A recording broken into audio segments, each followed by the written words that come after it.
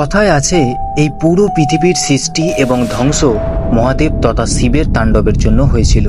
সেই শিব যার না কোনো শুরু আর নাই কোনো শেষ আছে, যিনি আজও আমাদের এই পৃথিবীতে বিরাজমান রয়েছেন। হ্যাঁ, ঠিকই শুনছেন।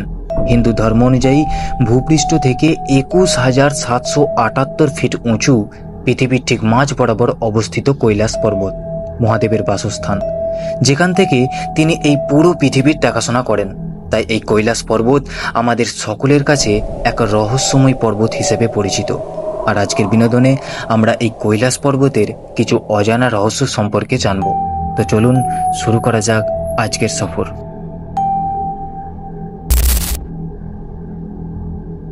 কৈলাস পর্বতের উচ্চতা 6,638 মিটার এবং এর থেকে 2000 মিটার উঁচুতে রয়েছে মাউন্ট এভারেস্ট, যেখানে আজ পর্যন্ত 11,000 জন মানুষ পৌঁছাতে পেরেছেন। কিন্তু কৈলাস পর্বতের শিখর পর্যন্ত পৌঁছানো আজ পর্যন্ত কারোর পক্ষে সম্ভব হয়ে ওঠেনি। এই পর্বত সম্পর্কে একটি ব্যাখ্যাও আছে যে চীন সরকার একবার ঘোষণা করেছিল যে তারা কৈলাস পর্বতের একেবারে উঁচুতে উঠে দেখতে চায় যে আসলে এই পর্বতের শিখরে এমন কি আছে আর কি বা রয়েছে এই পর্বতের লুকানো রহস্য। তাই চীন সরকার 1990 থেকে 1996 সালের মধ্যে কৈলাস পর্বতের উপর যাওয়ার চেষ্টা করেছিল, কিন্তু তাদের এই চেষ্টা এতটাই ভয়ঙ্কর প্রমাণিত হয়েছিল যে চীন সরকার এখানে যাওয়ার উপরই নিষেধাজ্ঞা জারি করে দেয়। সর্বপ্রথম চীন 17 জনের একটি বৈজ্ঞানিক দলকে কৈলাস পর্বতের উদ্দেশ্যে পাঠিয়েছিল এবং তাদের ফিরে আসার একটা তারিখও স্থির করা হয়েছিল। কিন্তু যখন পুরো দল ওই তারিখের মধ্যে ফিরে না আসে, তখন চীন একটা উদ্ধারকারী দলকে পাঠিয়েছিল এই পর্বতের উদ্দেশ্যে।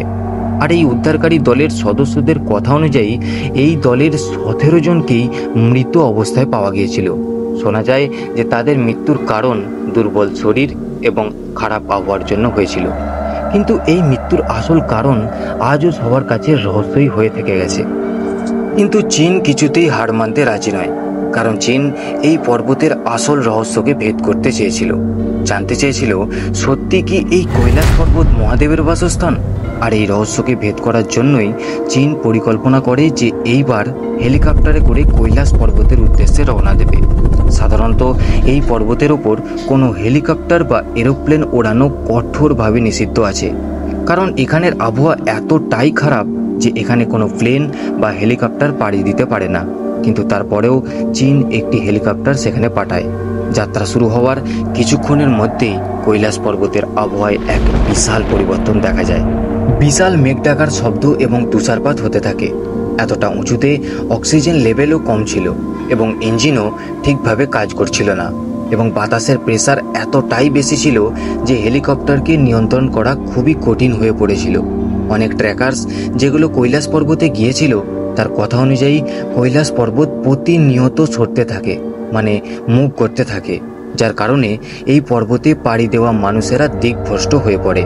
এবং হেলিকপ্টারে বসে থাকা লোকেদের সাথেও ঠিক এমনই হয়েছিল। এমনকি হেলিকপ্টারে যে কম্পাস ছিল তাও পুরোপুরিভাবে কাজ করা বন্ধ করে দেয়।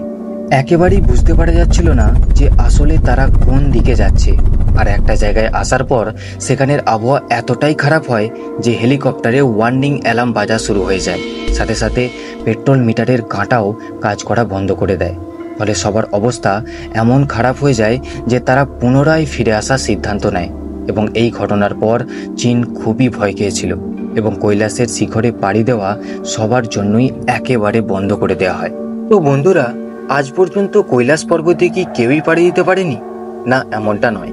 মানব ইতিহাসে মিলারেপা নামক এক বৌদ্ধ সন্ন্যাসী ছিলেন, যিনি 1128 সালে কৈলাস পর্বতের উপর পর্যন্ত পাড়ি দিয়েছিলেন। কিন্তু নিচে আসার পর তিনি কারোর সাথে কোনো কথা বলেননি, যার জন্য আজ পর্যন্ত প্রকাশ হয়নি যে উপরে আসলে কি আছে। অনেকে বলেছেন কৈলাস যাত্রা করে আসার পর মিলারেপা আগের তুলনায় অনেক জাগ্রত হয়ে পড়েছেন।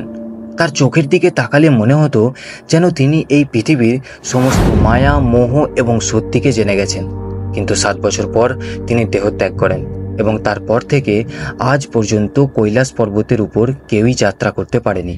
এই কৈলাস পর্বত ভূপৃষ্ঠের একদম মাঝ বরাবর অবস্থিত, আর এই জন্য কৈলাস পর্বতকে অ্যাক্সিস মুন্ডি মানে the centre of the world বলা হয়।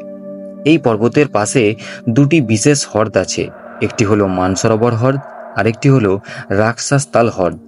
এই মানসরোবর হ্রদকে গড লেক হিসেবেও মানা হয়, যেটা তীর্থযাত্রীদের জন্য খুবই মঙ্গলজনক। এই হ্রদের জল খেলে বা স্নান করলে শরীরের সমস্ত রোগ দূর হয়ে যায় বলে মনে করা হয়। অন্যদিকে রাক্ষসাস্তাল হ্রদের জল, যেটা নাকি খুবই অপবিত্র এবং ক্ষতিকারক, মানা হয়ে থাকে লঙ্কার রাজা রাবণ তার বিশাল ক্ষমতা পাওয়ার জন্য তার 9টা মাথা কেটে মহাদেব শিবকে অর্পণ করেছিল। সবথেকে আশ্চর্যকর ব্যাপার হলো কৈলাস পর্বতে মানুষের বয়স খুব দ্রুত বাড়তে থাকে। সাধারণত মানুষের নখ এবং মাথার চুল বাড়তে 2 সপ্তাহ সময় লেগে থাকে, কিন্তু আজব ব্যাপার হলো কৈলাস পর্বতে এটা কেবল 12 ঘন্টার মধ্যেই বেড়ে যায়। সাথে সাথে এই পর্বতে ওঠা ব্যক্তিদের মাথার চুলও পাকতে থাকে এবং চেহারার উপর বয়সের ছাপও পড়তে থাকে কেবল 12 ঘন্টার মধ্যে। মানা হয় যে এটা মহাদেব শিবের লীলা খেলা, যাতে করে কেউই এই কৈলাস পর্বতের শিখর পর্যন্ত পৌঁছাতে না পারে। এক রাশিয়ান বৈজ্ঞানিক আর্নস্ট মোলদাসিভ, যিনি তার পুরো জীবন কৈলাস পর্বতের রহস্য ভেদ করতে কাটিয়ে দিয়েছেন, একটি বইও লিখেছিলেন এই কৈলাস পর্বতের উপর। তার মতে পর্বতের উপর এক বিশাল অদৃশ্য শক্তি বিরাজমান আছে, যেটা মানুষের কল্পনা শক্তিরও বাইরে।